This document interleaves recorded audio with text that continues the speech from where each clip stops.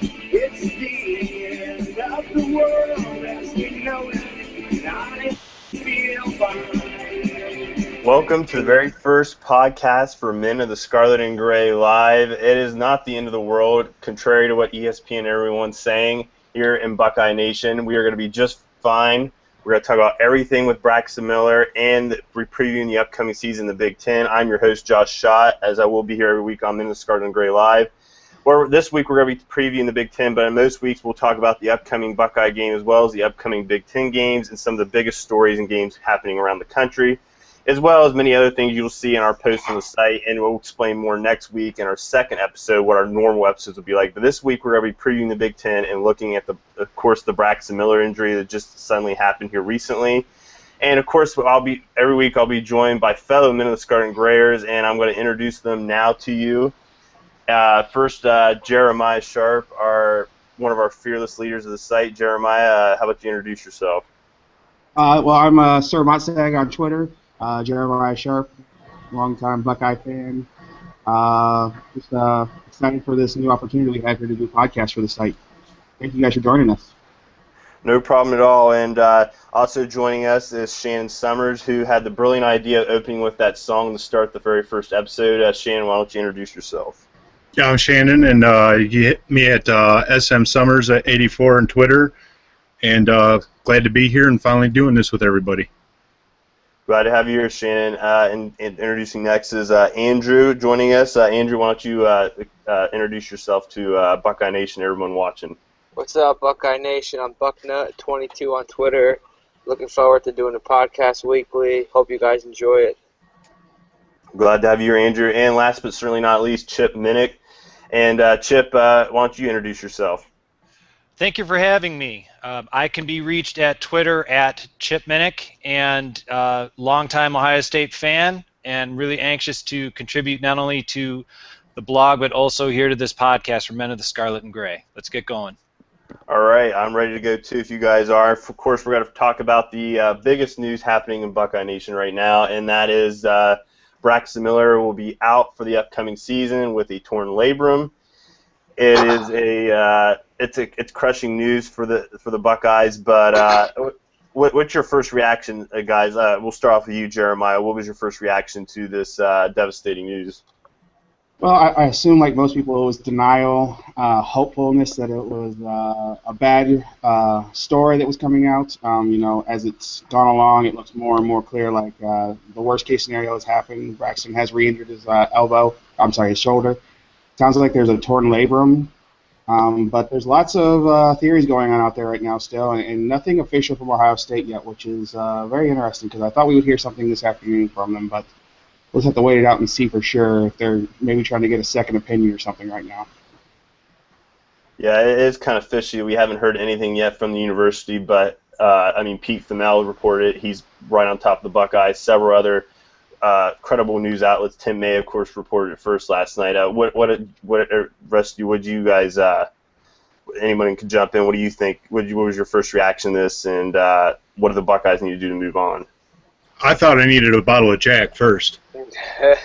But there is official word that came out from Ohio State University.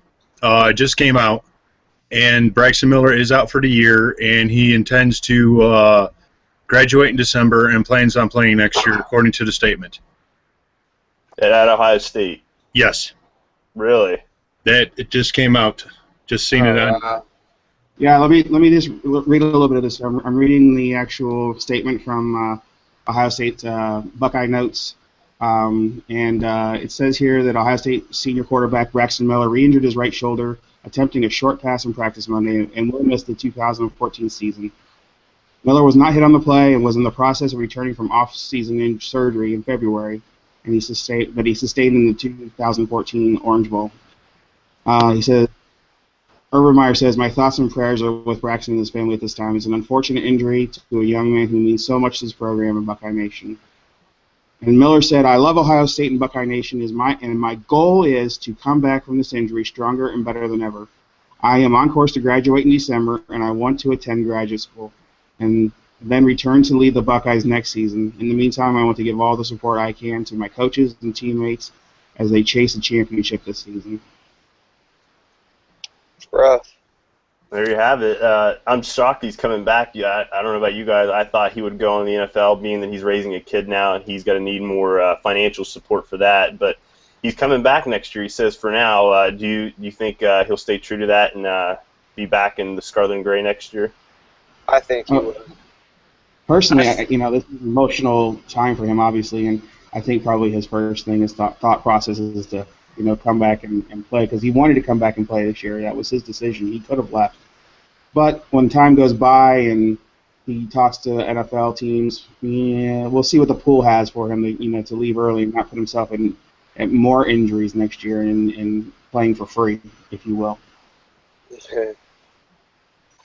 The thing that I'm most impressed with as far as Ohio State in terms of the way that they're going to handle this is, I think they have the luxury now of making sure that the rehab is not rushed, is not, that they're going to overexert or push Braxton. I'm not suggesting that they did that with this past rehab, but, again, what's most important for Braxton Miller is he is going to graduate in December. He is going to still be and forever will be a part of the program, no matter if he continues to play for Ohio State in 2015.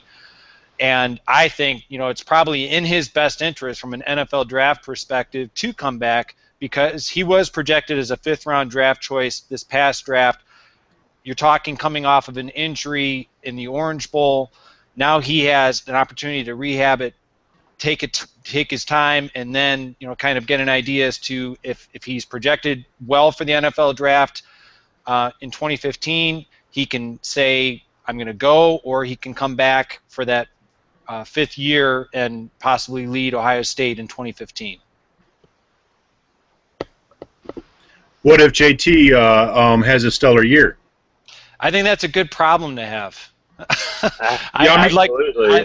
Because as Tony Gerdeman pointed out on Twitter here, I'm reading as Jeremiah was reading off of there some other things about it, but Tony Gerdeman pointed out we'll have the best backup in the nation next year, possibly.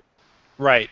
And I guess, I don't know, this is something that, when with all the speculation that was swirling throughout the day, in terms of everyone kept thinking the worst, and now that we have confirmation of the worst in terms of Braxton Miller being out for this year, my thoughts immediately in terms of for Ohio State as it relates to JT Barrett, as it relates to Cardale Jones, and I'm going to even throw Stephen Collier in the mix, is that now the coaching staff has arguably 10 days, including today.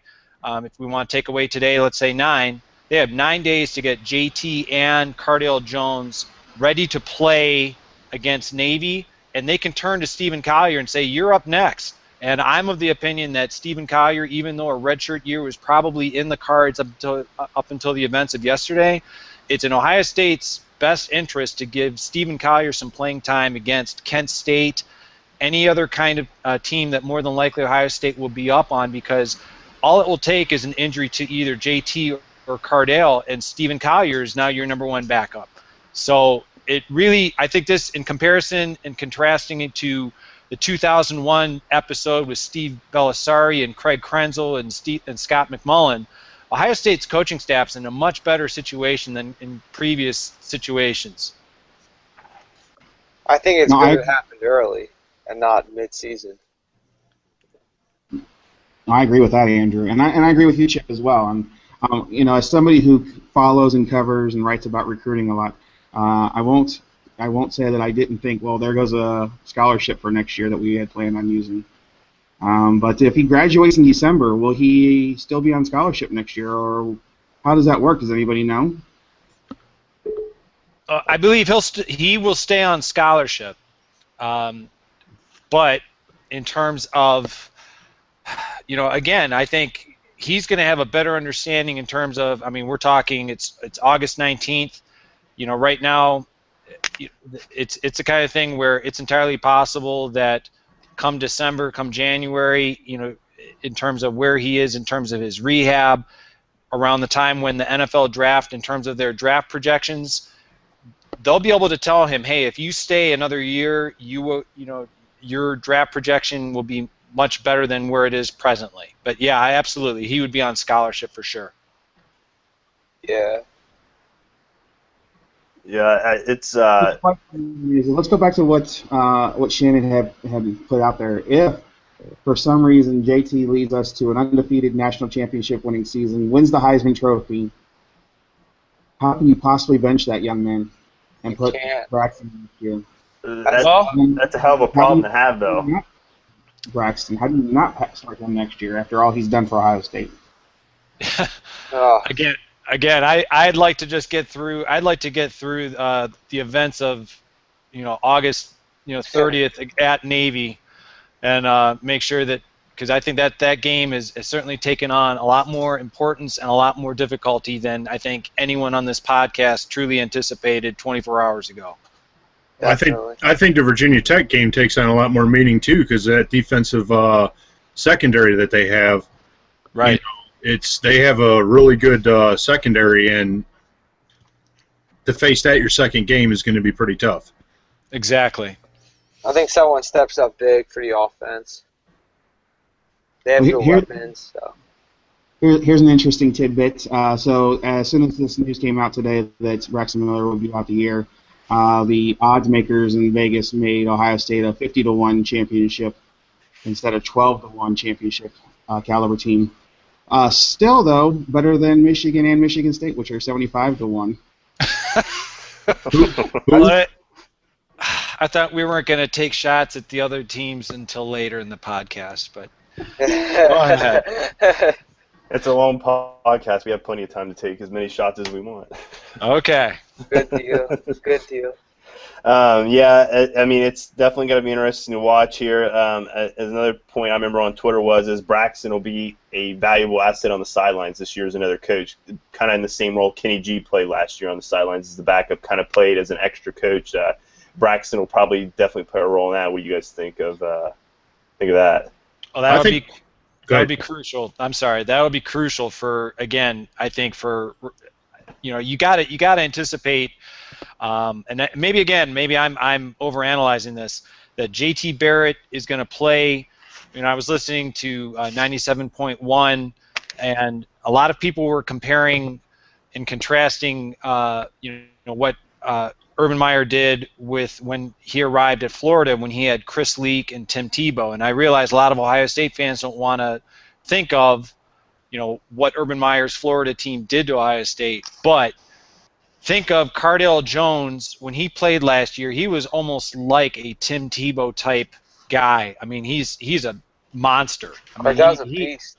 He averaged 7 yards a carry, and I can just totally anticipate with JT Barrett starting that, okay, when they get down near goal line, having the luxury of having Cardale Jones there to actually run the ball in, possibly like Tim Tebow did. And then to the question that was raised, Braxton Miller being on the sideline coaching up Stephen Collier, I think that is truly invaluable. They haven't named the starter. Of course they haven't yet, but I mean, everyone's jumping to the conclusion that it's going to be JT, but, I mean, in all honesty, JT just passed Cardale on, this past weekend? That's correct. He's slightly ahead of him. I mean, Cardale's a good player, too. I mean, I honestly see both of them getting in a little bit the first game. Oh, easily. I think you have to. You have to give both game experience and see who, because it's only 10 days, like you guys said. And it'll help, too, that we have so many great running backs that'll help shoulder the burden against in those first couple games as the quarterbacks get their feet wet. Because, I mean, we got Ezekiel Elliott coming back and a host of other great backups behind him. So they at least have that to lean on in the first few games until they get their feet wet. And plus the other positive is during this whole training camp, Braxton hasn't been getting all that many reps. So, the other three quarterbacks have been getting the majority of the reps. So they're getting used to the offense already. And there's, the preseason's decently easy except the Virginia Tech game. I mean, maybe it's not a walkthrough, but, we have Kent State and Cincinnati where they could get good game experience in, too. Yeah, Cincinnati's not going to be a walkthrough, but they should still handle them easily. But yeah. Well, it's not short range Cincinnati. They've been favored to win the AACC 4-3-2-1 or whatever it's called. What was that formation again? But let's talk about the size matter. Cardale Jones is 6'5", 250 pounds, and JT Barrett's only 6'1", 220. JT's our smallest quarterback on the roster. Right. That's what I was saying. I think if the Ohio State coaches, again, I think, Andrew brought it up that, both, and I agree, I think both quarterbacks have to play against Navy, both quarterbacks have to play against Virginia Tech, and I'm of the opinion, I don't think it's completely far-fetched that they'll come up with the different plays and formations and packages that work best for each quarterback, and I'm just guessing that when it gets down to in the red zone on the goal line, that Cardale Jones is the most logical player to run quarterback sneaks when you get down to needing a yard near the goal line or to possibly keep a drive going. Definitely. Let's hope he helps out in that area as well this year and keeps the ball in his hands. Yeah. Yeah, absolutely. That would absolutely be a key. And I wanted to point out, I was just looking at Cincinnati's roster here. They have Gunnar Kiel, looks like, starting quarterback for them. Everybody remembers him at Notre Dame transferring. So he'll be a wild card to watch. Notre Dame. Where have I heard about Notre Dame from? Where have I? Oh, my gosh. Not ESPN. Not Bleacher Report. They wouldn't be involved in some kind of scandal, would they? No. They wouldn't be because they would be reported on. No. Okay. Of course not. We could spend a whole podcast talking about Braxton and Notre Dame, but we'll move on now to our preview for the Big Ten Conference now, and we're going to start off we're going to break down the West Division first and the East Division, and then we'll give who we think how the conference will shake out, who will win the divisions in the Big Ten Championship game, et cetera, et cetera. So we'll start off with the West, like I said at first, and the first team we're going to take a look at is Nebraska Cornhuskers. They are coming off a 9-4 season with a 5-3 record in conference. They won the Gator Bowl. They're coming off a Gator Bowl win over Georgia, 24-19 win. They got the number 51 strongest schedule, according to Phil Steele. They open with Florida Atlantic, followed by McNeese State. Then they play at Fresno State, which might be a trap game for them. They then have Miami of Florida, which is an interesting game. They have Illinois homecoming, then the following week at Michigan State. Then they have a bye. Then they go on the road again to Northwestern, followed by Rutgers and Purdue at home. And then they'll have a bye followed by the last 3 games of the season on the road at Wisconsin, Minnesota at home, and then, of course, their annual rivalry game with Iowa on Black Friday, and that will be in Iowa City. So Nebraska has some interesting players coming back, some interesting players left, most notably Taylor Martinez. Chip, who do you think who are going to be the key players for the Cornhuskers this year? Well, offensively, I really admire running back Amir Abdullah. I mean, that he's a complete. I mean, he's NFL ready type guy that he can catch the ball. He's a dynamic runner in the open field, without question. In terms of not only their best wideout, but I'd have to say the best hair in college football is wide receiver Kenny Bell. Guy is offensively. I mean, their quarterback position, they're probably going to be relying on Tommy Armstrong Jr. But I know that they're kind of probably trying to see after losing Martinez who they want to rely on. And on the defensive side of the ball, defensive end Randy Gregory is arguably their top NFL draft prospect, even higher than Abdullah. So I mean, there's a lot of talent there. I think Nebraska. I mean, that non-conference slate. I wouldn't say that it's easy by any stretch. I think Fresno State might be a tougher game than a lot of people want to give Nebraska credit for. But I think Nebraska should go 4-0. And that conference schedule, I mean, it's so common to say when you say Nebraska under Bo Pelini, they're going to win 9 games. But I think Nebraska should be a real formidable team in that Western Division. My only question is the cat allowed on the sidelines? Can only hope. Can only hope. It can only help. It can only hope help with recruiting. Because if the cat's allowed on the sidelines, they can win more games. I agree with that. Because they did lose Michael Rose for the year too, their linebacker. That's Right. going to be a big loss for them. Right. But they still got Santos for another linebacker, and they got number 2 defensive line and linebacker core in the Big Ten. So they're going to be pretty formidable on the defensive side.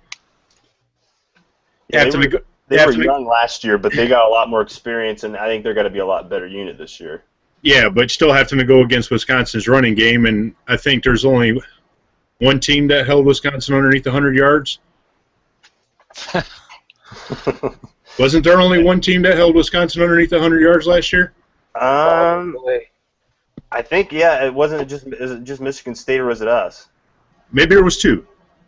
I can't, my memory's a little fuzzy on me regarding that stat. I definitely think that I mean, Nebraska, I mean, they have a tough, they have to go to Michigan State at night. They have to go to Wisconsin.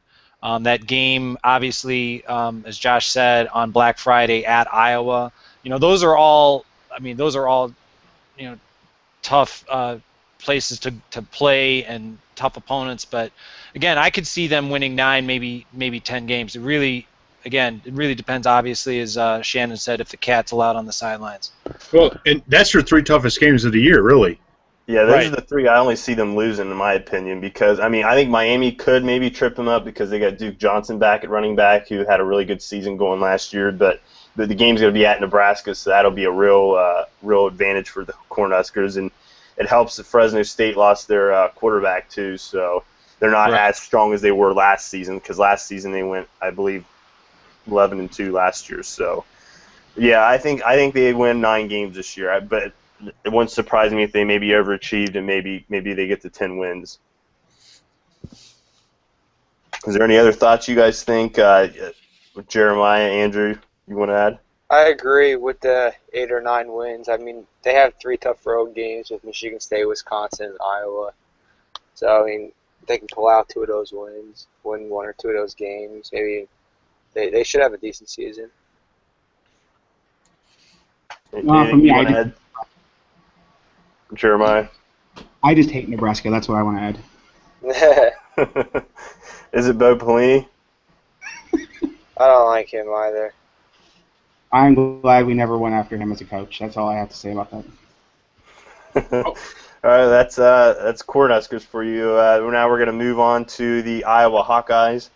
They are coming off an 8-5 season, a 5-3 record in conference. They're led by 16th-year head coach Kirk Ferentz. They are coming off a close loss to LSU in the Outback Bowl from last season. They have the number 70 toughest schedule, according to Phil Steele. They will open up against Northern Iowa. They'll be followed by a MAC opponent, Ball State. And then they have the Cy-Hawk Trophy game against Iowa State in Week 3. Week 4, they go on the road to Pittsburgh. In Week 5, they play at Purdue. That's followed by a bye. They then get Indiana on a homecoming, and then they go on the road to Maryland, followed by another bye, and then they will finish off the season with 5 straight games with a home game against Northwestern. Then they go on the road against Minnesota and Illinois, and then they'll wrap it up with Wisconsin at home and Nebraska at home on Black Friday, as we just mentioned here earlier. Iowa, they were a solid team, but inconsistent at times last year. They return a lot of different players. Andrew, who do you think? What player stands out to you as key for the Hawkeyes' success? Definitely, Mark Weissman is going to be relied on at running back, and then they have a decent returning talent with their offensive line. And then their defense, Travis Perry, he had a good year last year, and then Quentin Alston. So I see them doing pretty good. I mean, I think Iowa's a little underrated. They have a decent, easy schedule. They're home against Wisconsin, and I think they can run the table. Yeah, I think their schedule is very favorably. In fact, I mean, I'll give away what I think they're going to do right now. I think Iowa's going to go 11-1 this season. It's kind of a bold pick. I think their only loss will be to Wisconsin because I think Wisconsin's got a better team than them, even though the game's being played at Iowa. But I think they're going to go 11-1 this year, and they're going to be in the Big Ten West race down at the very end. What, you're saying they're going to beat Mark May's team? Yes. Pittsburgh's not that way. A Big Ten team's going to beat Mark May's team? That's never happened before, has it? No. 72-0. No. I think this Iowa team sets up perfectly for the typical Kirk Ferentz team. You know, they'll lose 4 or 5 years in a row, and then they'll come out and go 11-1 somehow, and nobody will recognize they're coming. And I think this is what that year brings for Iowa fans. Looking at the schedule, their two most difficult games are both at home against Wisconsin and Nebraska. I don't think you can ask for much better than that. So I think Iowa's going to be a 10-plus win team this year, and they're my pick to win the West. Wow. My pick too. They're my pick. I guess I'm the contrarian then. I'm gonna say that I think I agree that Wisconsin, I think, will trip them up. And again, I look at it like there's obviously a lot of talent coming back, like Brandon Scherf at offensive tackle. Again, he's a highly rated NFL draft prospect for next year. But again, late in the season when you have to go on the road at Minnesota, at Illinois, when both teams have bye weeks before Iowa comes to play them, and then we've already discussed the fact that Wisconsin and Nebraska, that's how they finish up the season. I think it could be a really difficult ending for the season for Iowa. I think that's the thing that's going to hurt Iowa is had their bye week, and they have to have 5 straight. Exactly. Yeah, but not having to play Ohio State, not having to play Michigan, not having to play Penn State. Or Michigan State. Will you stop saying that word? It's it sets up for a really good year for Iowa fans. Now, knowing Kirk Ferentz, it could also mean they win 2 games this year, so you never know what's going to happen out in Iowa. He'll be there for a while with that contract they signed him to, so not a lot of Hawkeye fans are excited about that. But if they win 10, 11 games, I think they'll warm back up on Ferentz. So that's the Iowa Hawkeyes. Next, we're going to move on to a team. They didn't exactly have a great season last year. That was the Purdue Boilermakers. They're coming off a 1-11 record and an 0-8 record in conference, the worst in the Big Ten. They are led by second-year head coach Darrell Hazel, of course, former wide receiver coach for the Buckeyes. He might be regretting that decision now to leave us. But taking a look at Purdue's schedule, you have the 43rd toughest schedule. They start off against Western Michigan, then they play Central Michigan. Both games are at home. The third week they'll play Notre Dame at a neutral site game in Indianapolis. And then they'll get FCS Cupcake Southern Illinois in the fourth week. Fifth week they get Iowa for homecoming. Sixth week at Illinois, followed by a home game against Michigan State. And then they go on the road at Minnesota. They then have a bye. Then they go to Nebraska and then come back home for Wisconsin, followed by another bye week. And then they finish off with Northwestern at home and a road game at Indiana. And Jeremiah, who do you think is the best player on the Purdue Boilermaker team? Do they have any players? I'm looking here at their stats from last year, and I'm going to click on one of those guys' names and see if you recognize who he is. Their leading rusher was somebody named Akeem Hunt. Well, he was a senior, so he's gone. Sorry. Next. Their second leading rusher was somebody named Brandon Cottom. Also a senior. Never mind, he's gone. Oh, just say it. Their best players are punter. Their best players, they're punter. I disagree. I think it's the kicker. But honestly, if you look at their schedule, I think Purdue has a good chance of winning 1, 2, 3 games. 4 games if you count Northwestern, because I'm not real happy about Northwestern right now. So 4 games. I mean, that's a vast improvement over 1 game from last year. So there's 4 winnable games on their schedule this year. Are you including Notre Dame? All right, 5 winnable. Okay. I'm not even as optimistic as you. I think they only win 2 games. They'll beat Southern Illinois and one of the directional Michigan teams. I think they'll lose to one of the directional Michigan teams, though. And Notre Dame will barely beat Purdue in triple overtime. Yeah, that's that Southern Illinois game. I mean, the Salukis are tough. Tough, I tell you. Oh, jeez. They did finish 7-5 last year, and they lost to Illinois only by 8 points. So who knows? Maybe they might beat them too. Next. One more thing: their only win last year was against Indiana State by 6. Boiler down.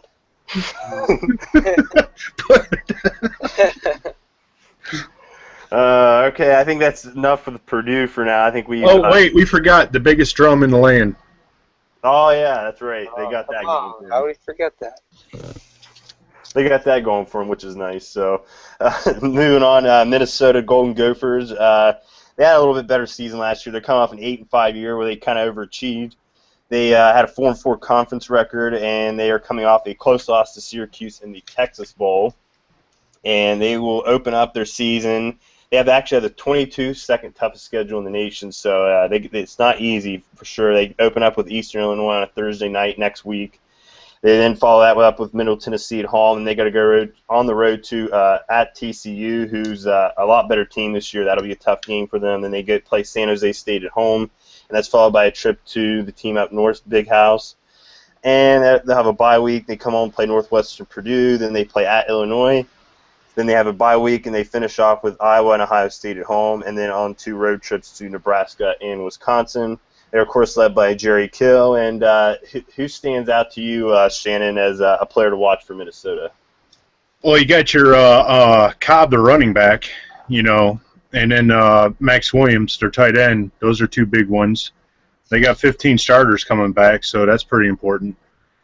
But they got a brutal schedule, and it doesn't look good for them. And the thing that concerns me, and I hate to say it and not make it fun of them, but how long is Jerry Kill going to be on the sideline? With his, with his history, I mean, I don't know. Yeah, I agree. You don't know who's coaching, and it's not a slight against the man. I think he's a good coach, but it's just. Yeah, No, it's unreliability. You don't know if he's got to be there, and that kind of creates a flux in terms of game planning and leadership. Right.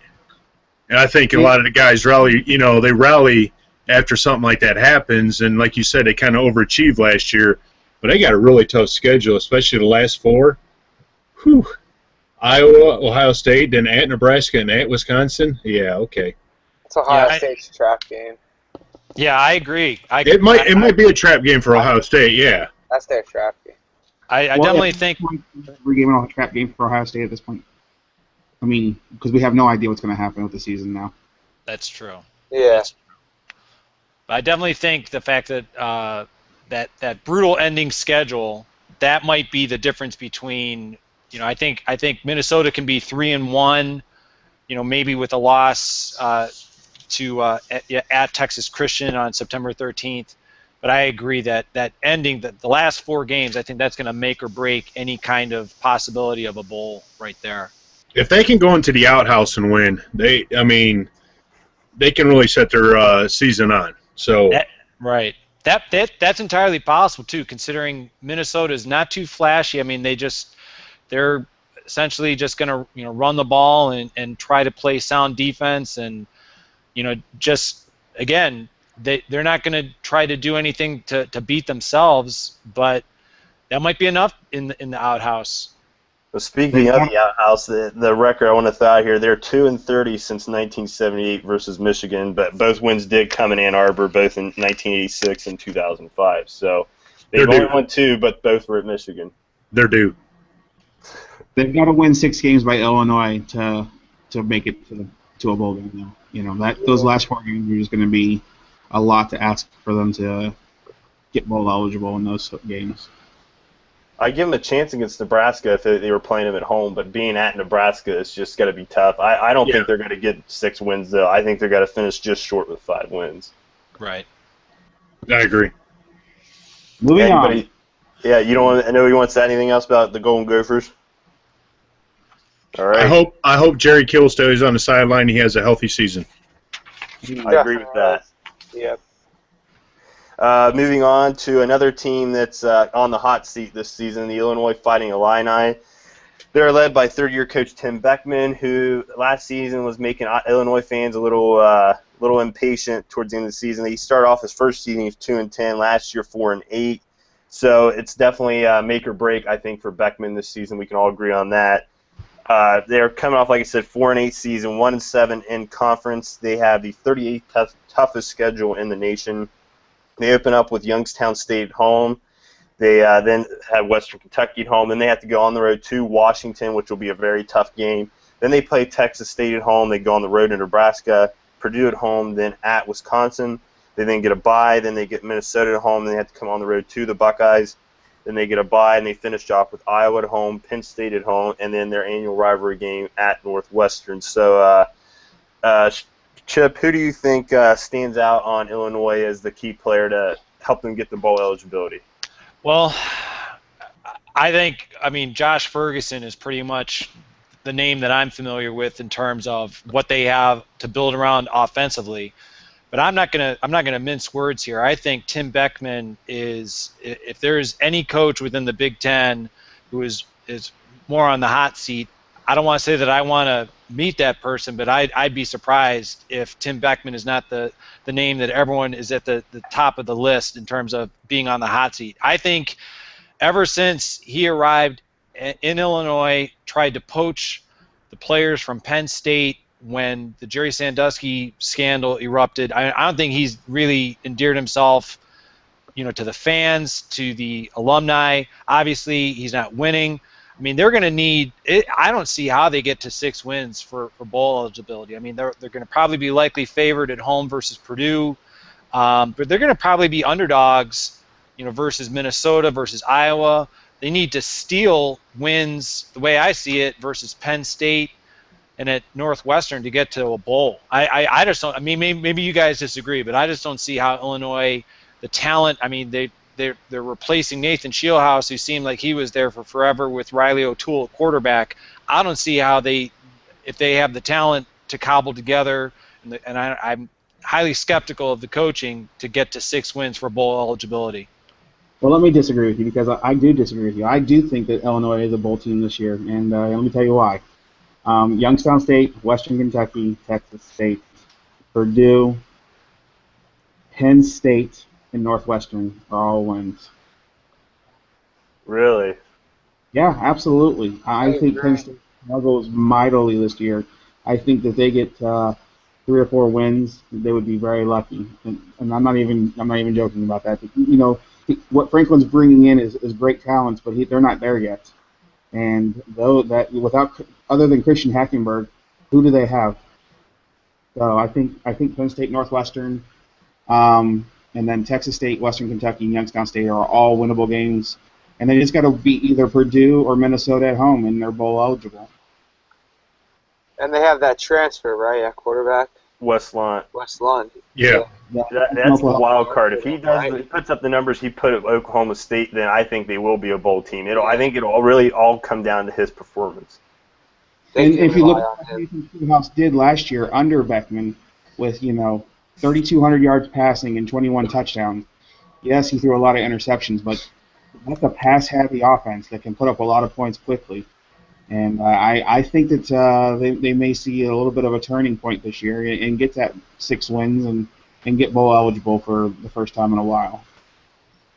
Hey, since we mentioned Youngstown State, I just want to say congratulations to Jim Tressel for being introduced yesterday as their president. Well deserved. Awesome. Yes. Yeah. Good for him. Yeah, I'm happy he found he's going back home kind of, and that's a good position for him, I think. Yes. Out of the spotlight, and he's at a school he loves as much as Ohio State, because Youngstown State's always been close to him as well. So I don't know. They got Illinois. I'll believe it when they see it. For now, I think they only win 4 games, but best case scenario, like Jeremiah said, I think they could get to 6 wins if West Lund performs well. Is there anything else anybody wants to add about the Fighting Illini? No, I think they're going to be bowl eligible myself. I think they're gonna. It's gonna make Halloween weekend that much more enjoyable on national television in the Horseshoe November 1st when they come to Columbus. Oh yeah. Oh yeah. Looking forward to that. It'll be a fun game for sure. Moving on, we're going to look now at the Northwestern Wildcats, who we mentioned a lot here. They're coming off a heartbreaking season where they went 5-7, 1-7 in conference. They weren't the same after Ohio State beat them in that close game last year. They dropped 6 straight games before finally getting a win to cap off the season against Illinois, and that was only by a field goal. And they suffered numerous injuries. And it wasn't a very good season for Pat Fitzgerald's bunch. They have the 45th toughest schedule this year, and they'll open up against California. That'll be followed by a very game opponent in Northern Illinois at home. Then they have a bye week. They will then face Western Illinois, FCS team. Then they go on the road to Happy Valley against Penn State. Then they'll get the Badgers at home. Then they'll go on the road to the Golden Gophers and then come back home for homecoming against Nebraska, followed by a bye week. And they finish off the season at Iowa, Michigan home, at Notre Dame, at Purdue, and then their annual rivalry game with Illinois, as we just mentioned. And, of course, the big news lately with the Wildcats was they lost Venrick Mark to transfer, their best offensive player last year, and arguably their second best returning offensive player, wide receiver Christian Jones, who led the team receptions last year, was lost to a career or season-ending injury. So it's not looking good for the Wildcats, as Jeremiah mentioned.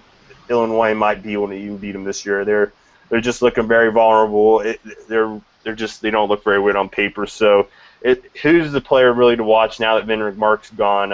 Andrew, who do you think other teams should look out for against the Wildcats?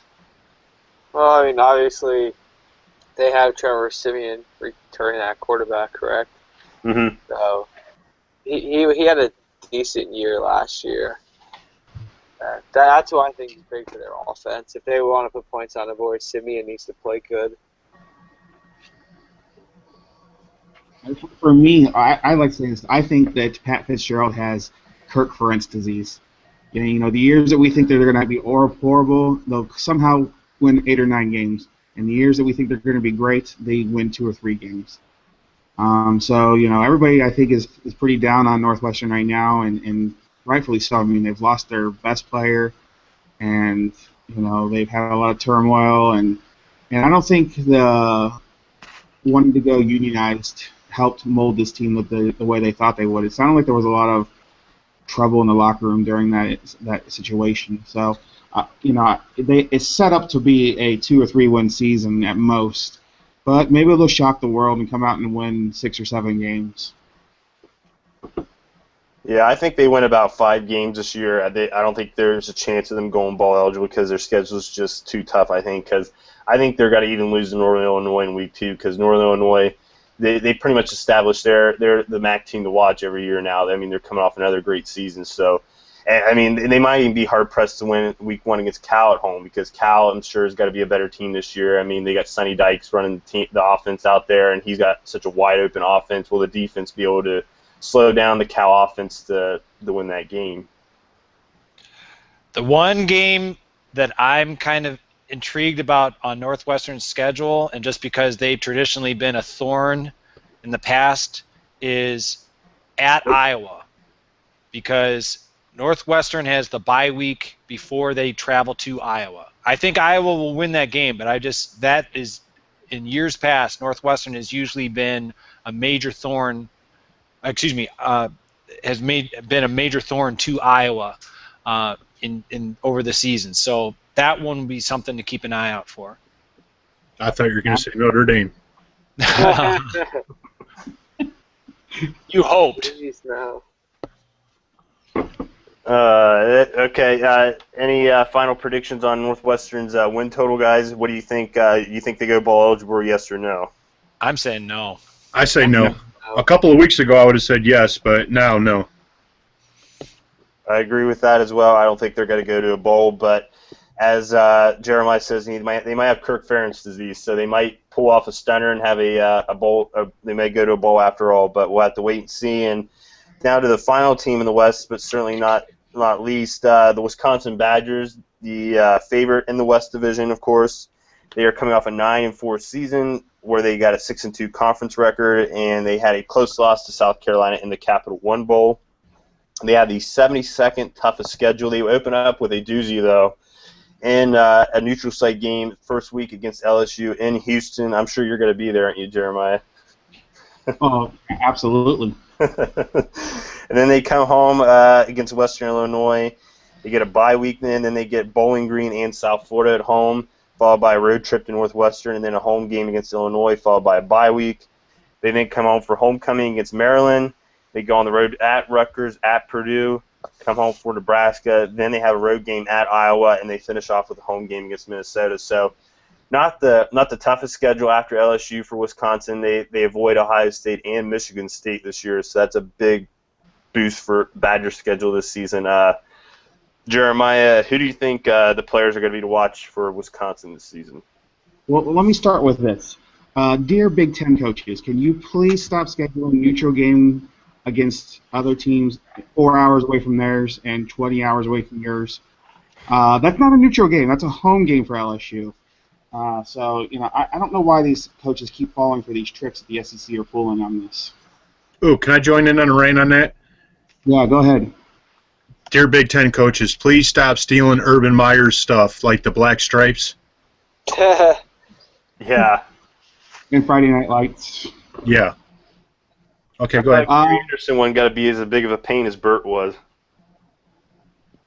Yeah. But Well, as far as players go, obviously Melvin Gordon's back. He'll probably get 30,000 yards rushing this year. He'll set all kinds of Galaxy records, I guess, with that amount of rushing. But they're going to miss Aberderis, obviously, and I don't know who their quarterback's going to be.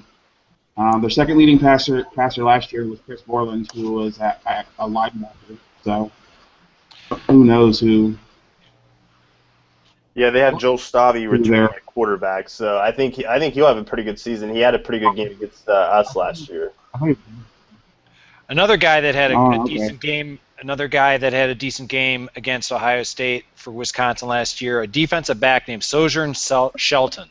yeah, he's redshirt freshman. From Florida. I mean, we talked about Gordon, we talked about Stave, but I think Shelton is going to become a very familiar name, not only to Big Ten fans, but I think around the country. I think he's really kind of showed himself to be a very, very solid defensive back. Well, and that Michael Caputo, Yeah, the safety, he's going to be good too. exactly. And let me add this, Wisconsin only has 4 traditional away games at Northwestern, at Rutgers, at Purdue, and at Iowa. Those are all 4 winnable games on the road. So, Absolutely. if they somehow can win that game against LSU, which is, I think, very doable. The way Wisconsin plays football, I think they match up well against LSU and have proven that in the past. I believe they beat them in a bowl game a couple years ago, if I'm correct. So, this is a team that could go 12-0 in the regular season, depending on how things fall out.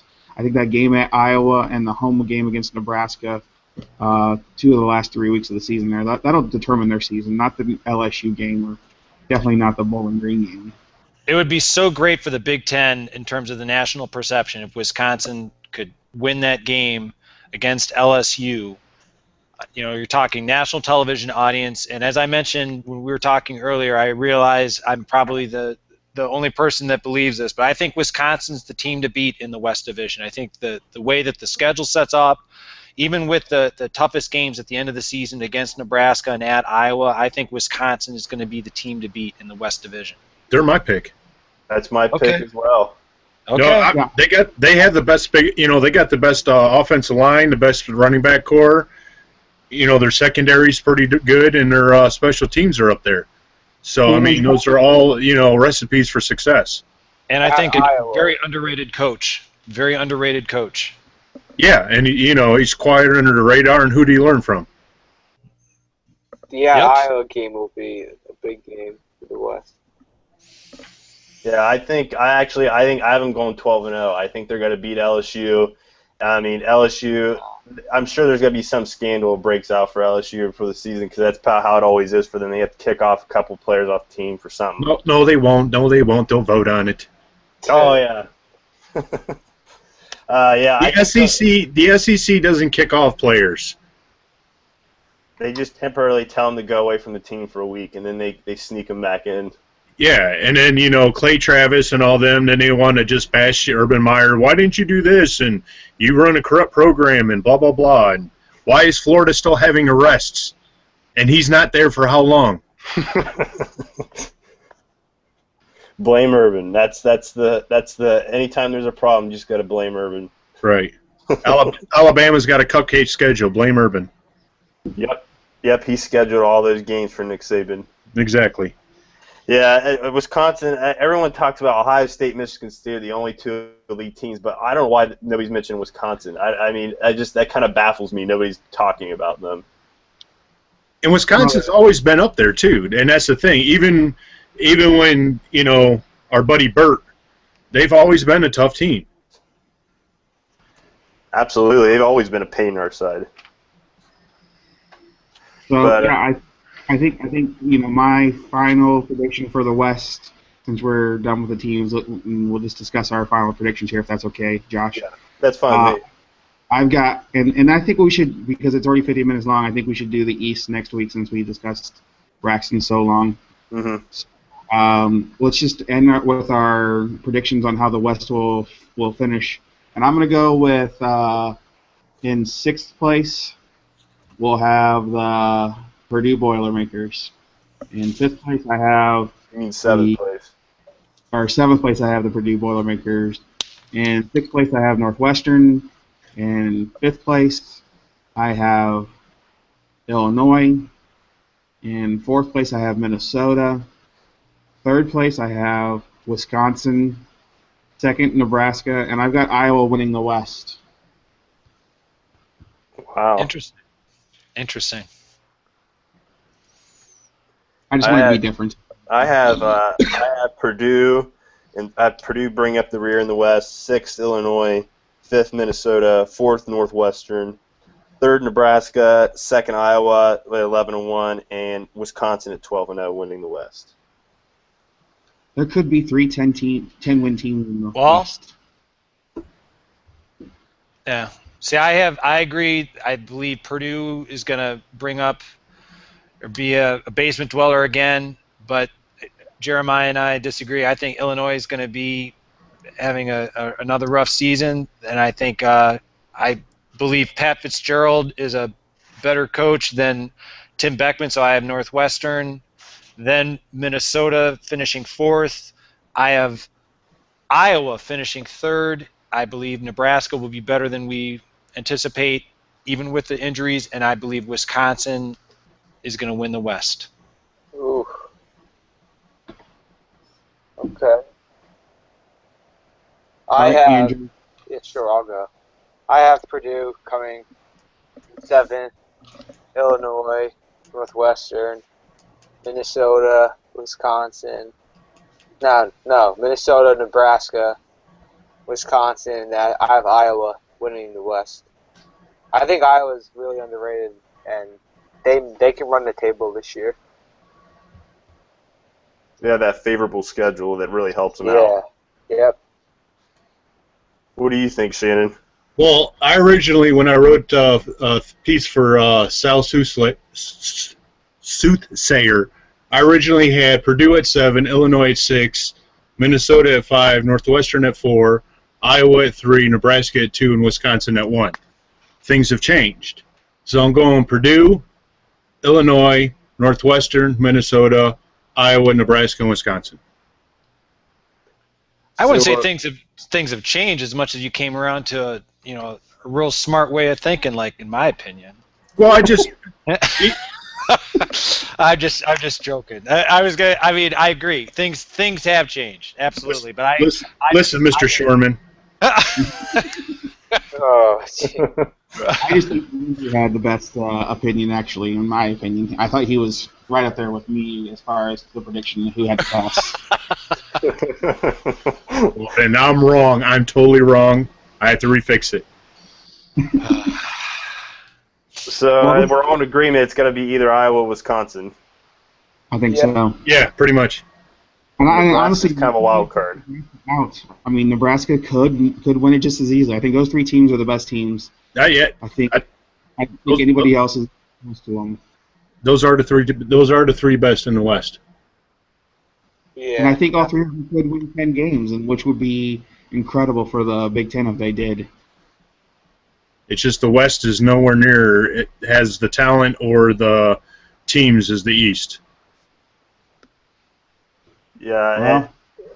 One thing I forgot to point out about the conference, the divisions this year being new.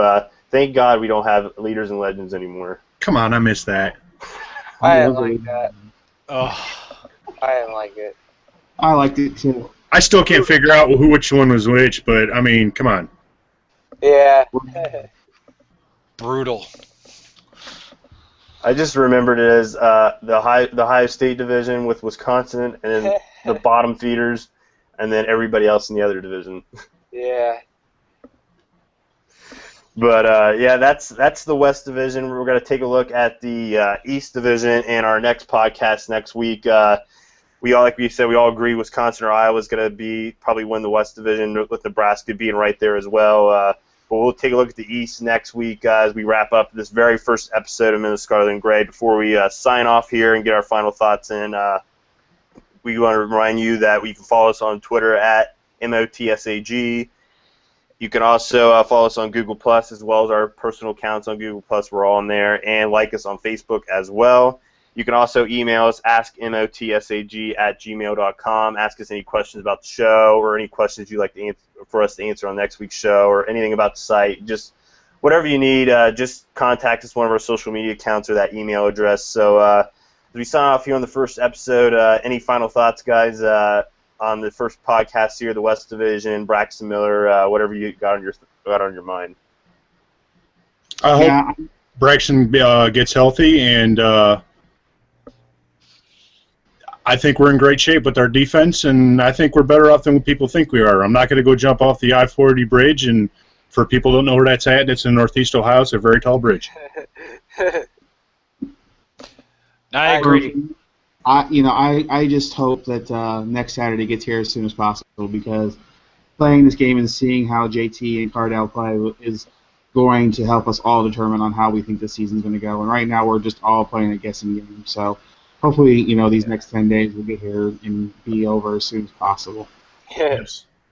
I will be at the Navy game if anybody wants to tailgate, so give me a heads up. You heard it there, guys. Awesome. You're going to do a live report, right? Oh, of course. From my laptop, I got the Wi-Fi hotspot box ready, That's awesome. I'm just kidding. That'll be a fun game. Yeah, I'm excited. It's like an hour from my school, so it should be fun. We need you to do a full report on it for the site, because that would be great to hear about the entire experience. Oh, no, I definitely will. Yeah, of course. Yeah, that's great. And then everybody else will be listening to Uncle Vern and Gary Danielson call the game. I feel bad for you guys. Awful. Yeah, we got the SEC Network announcers. So that was our final thoughts. The SEC? I don't know that. Nope, never heard of it. No. God's Conference? Nope. Yeah, Nope, SEC. never heard of it. The team down south, the South Conference Buckeyes will be playing next week. We'll have the East Division preview next week, as well as our preview for the very first game against Navy. We're hoping to have a Navy blogger on with us as well to talk with us and pal around with us, make some predictions. And we enjoyed this first episode. I think it was pretty fun, guys. Looking forward to the second week next week. Go Buckeyes. Go Bucks. Goodbye. Thanks, guys. Go Bucks.